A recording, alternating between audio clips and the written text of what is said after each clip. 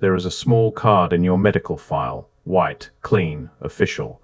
On it, a single detail reduces your entire biological identity to one letter. A, B, AB, or O, nothing else. No history, no lineage, no story, just a classification. Now imagine holding something very different. Not a card, but a worn, leather-bound ledger from the 19th century. The kind a physician would carry from house to house, its pages filled not with letters but with descriptions, observations, warnings. This patient runs warm, prone to fevers. This one is cold, withdrawn, digestive weakness. This bloodline does not survive outbreaks well. Your blood was not a label, it was a narrative. For nearly 2,000 years, physicians across Europe and the Islamic world believed your blood could reveal who you were before you ever spoke a word. Not just your health, but your temperament, your risks, even the invisible patterns carried through your lineage. They didn't see blood as identical between people. They saw it as a map, and then, almost overnight, that map disappeared. In the early 20th century, medicine made a shift so complete, so absolute, that the previous system was not refined, not debated, not even preserved. It was erased, replaced by something faster, simpler, easier to standardize. 4 letters. You are told this was progress, that the old system was primitive, that modern classification is more accurate, more scientific, but here is the part that should make you stop. Modern research now quietly confirms that your blood type does predict disease patterns. It does connect to the environments your ancestors survived. It does carry information about what threatens your body and what does not. Exactly what the old system claimed. So the question is not whether the past was wrong. The question is, if they were observing real patterns in human blood for thousands of years, why was that entire way of reading the human body abandoned so completely? Why were you given a letter instead of the story your blood was trying to tell? And more importantly, who decided that you no longer needed to know it? The shift did not begin with a discovery. It began with a simplification. At the turn of the 20th century, inside a laboratory in Vienna, a young pathologist placed 6 samples of human blood onto a glass slide. He was not searching for lineage, not mapping temperament, not asking who these people were. He asked a much narrower question. What happens when one person's blood touches another's? Some samples clump together instantly, others remain smooth, unchanged. From that single observation, a system was born, not a story, a reaction. 3 categories at first, then 4. A, B, AB, O. Clean divisions, easy to record, easy to teach, easy to scale across institutions that were about to undergo massive transformation, and that timing matters more than the discovery itself. Because at that exact moment, something else was happening. Quietly, systematically, and far more aggressively than most people realize.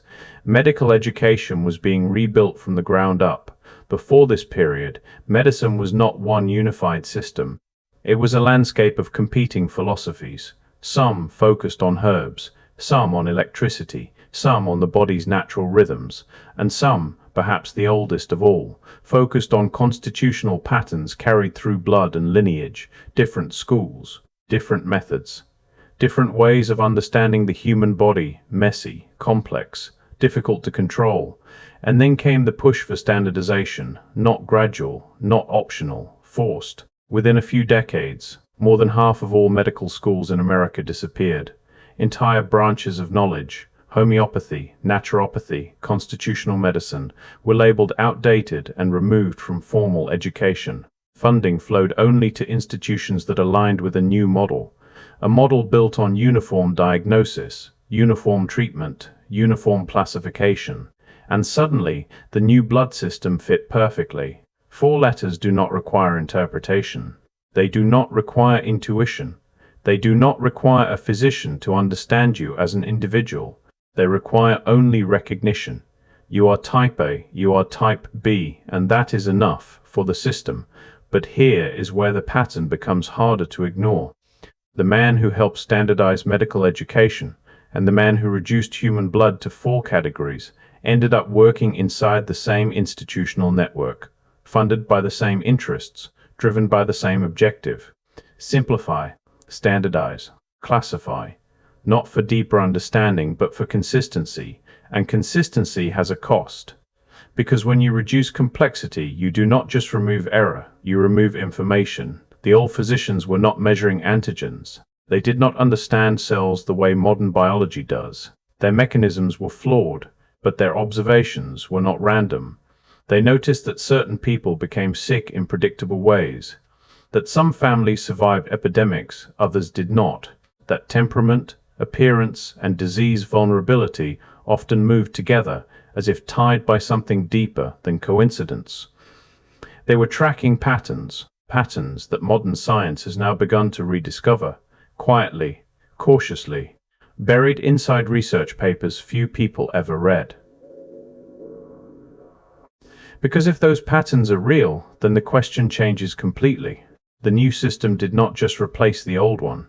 It may have narrowed what you were allowed to see about yourself, and once you realize that, a more uncomfortable question starts to form. What exactly was lost? When your blood stopped being a story and became a label? What if the old physicians were not wrong, just incomplete? Because when you step into modern research, past the surface level explanations, you begin to find something unsettling. Your blood type is not just about transfusions, it is a survival record, encoded, inherited, carried forward through generations that faced threats you will never see but still respond to. Take one example. Individuals with type O blood show a dramatically lower risk of developing severe malaria, not a small difference, a massive one. Entire populations in regions where malaria dominated began to reflect this pattern over time. Survival left a mark. But that same blood type carries increased vulnerability to other diseases.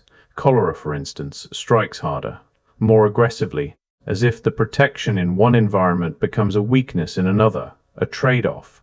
Now shift to type A, higher susceptibility to certain infections, greater correlation with specific cancers, different immune responses, different outcomes. And this is not theory, not speculation, peer-reviewed, repeated, quietly confirmed, which means something very simple and very dangerous to ignore becomes true.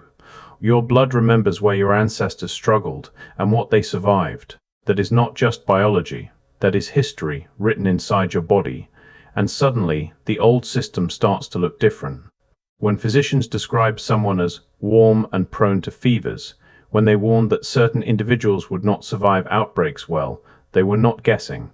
They were observing patterns across generations, without having the language to explain why. They were reading outcomes. The same outcomes modern science is now measuring with precision. But here is where the story takes a darker turn, because once blood becomes more than biology, once it starts to map lineage, origin, survival, it becomes something else entirely, a classification tool.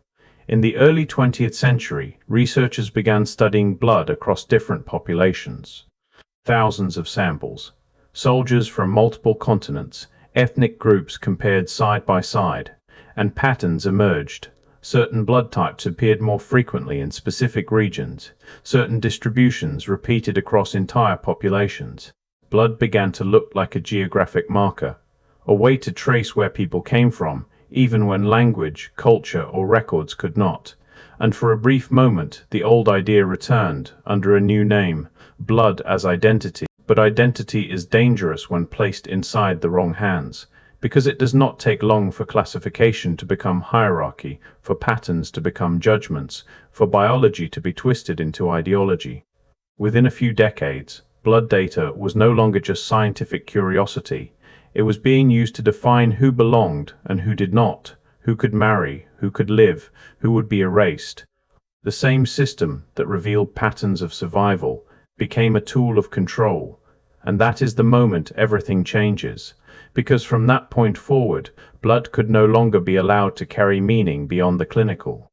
It had to be stripped down, neutralized, reduced, not because the deeper information was false, but because it was too powerful, too easy to misuse, too dangerous to interpret. So the system did what systems always do when something becomes uncontrollable. It simplified it, back to 4 letters, back to transfusion compatibility, back to something safe, but in doing so, Something else was buried. The connection between your blood and your past.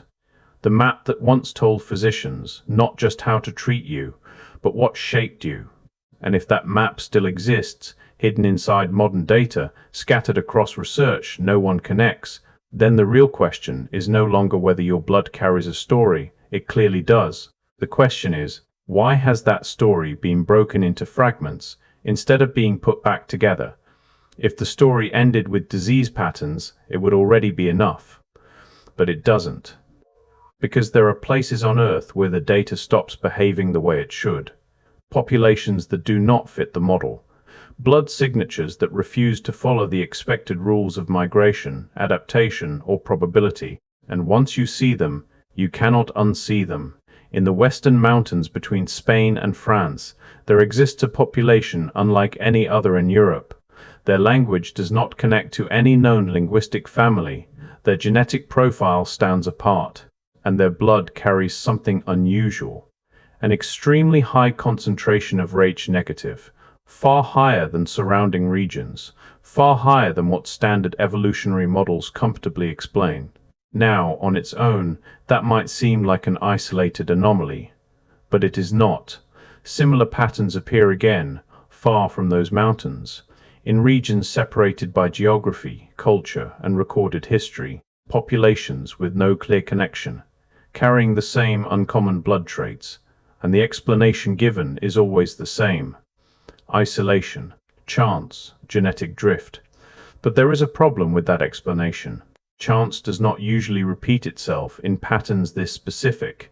Isolation does not typically produce the same result in entirely separate regions without some shared origin, and yet here it is, a signature in the blood, appearing in places that should not be connected. Now consider something even more difficult to ignore.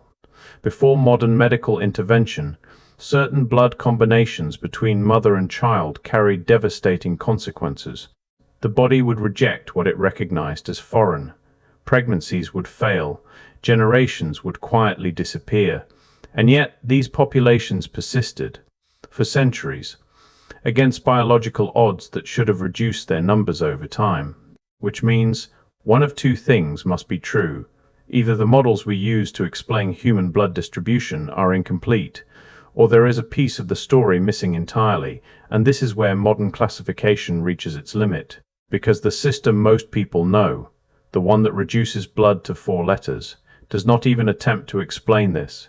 It does not ask why these anomalies exist. It does not explore what they might mean. It simply records them and moves on. But the full picture is far more complex than most are ever told. There are not just 4 blood classifications, there are dozens. Entire systems layered on top of one another, markers, antigens, variations, each carrying information about compatibility, yes, but also about lineage, about adaptation, about survival under specific conditions that shaped entire populations, and yet almost no one knows this. You are given one system, one label, as if it represents the whole, but it does not. It is the surface. A simplified interface for a structure that is far deeper and far less understood than most people realize. The old physicians, for all their flawed explanations, were trying to read that depth. They treated the body as a reflection of something accumulated over time, not just individual biology, but inherited experience. They were asking a different question, not what category does this person belong to, but what story does this body carry? And that difference matters more than it seems, because one approach leads to standardization, the other leads to understanding, and understanding is difficult to control. So the system chose the simpler path, a path where your blood is reduced to a label, where deeper patterns are fragmented into separate fields of study, where no single framework attempts to reconnect them into a larger narrative.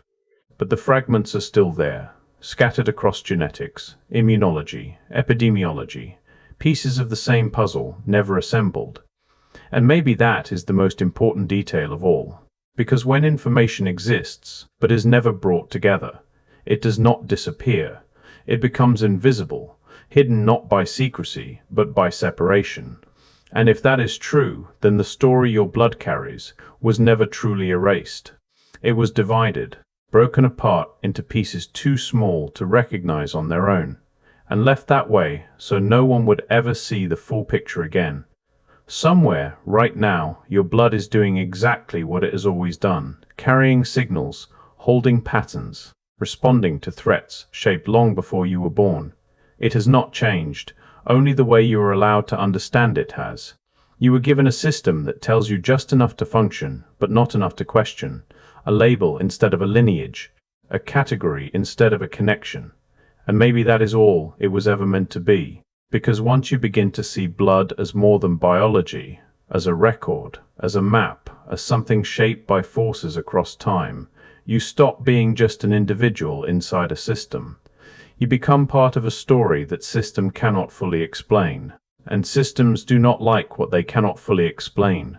So they simplify it, standardize it, reduce it, until what remains is safe, predictable, manageable. But here is what they cannot remove. The patterns still exist, hidden in research papers, hidden in isolated populations, hidden in correlations that are acknowledged but never connected. Pieces of something larger, something that once allowed people to look at the human body and see not just illness but origin, not just symptoms, but history. And if that way of seeing was abandoned, not because it was entirely wrong, but because it was too complex, too dangerous, or too revealing, then one final question remains. When you look at that single letter assigned to your blood, are you seeing the truth, or just the smallest piece of a system that no longer wants you to see the rest?